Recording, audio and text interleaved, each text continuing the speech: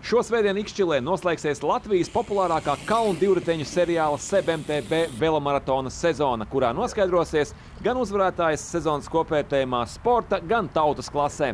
Sporta klasē līderis ir Rietumu Delfinu komandas pārstāvis Dmitrijs Sorokins, kuram pēdējā posmā līderpozīcijas palīdzēs nosargāt arī viens no spēcīgākajiem igauņu braucējiem Pēters Prūss. Посмотрим. Tad jau redzēsim, kā ies. Galvenais, lai nebūtu tehniskas problēmas un nekādu tam līdzīgu pārsteigumu. Pēdējā posmā par uzvaru kopvērtējumā vēl var pacīnīties ZZK Cēsis komandas braucēji Arnis Petersons un Mārtiņš Blūms. Lai kļūtu par SEB MTB čempionu, Blūmam vai Petersonam finišā jāiebrauc krietni ātrāk par Ģimu Sorokinu.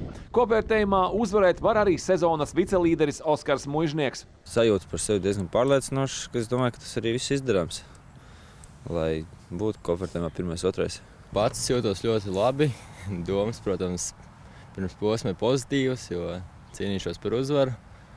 Pa lielam tā ir pirmā reize, kad man ir iespēja pacīnīties par uzvaru.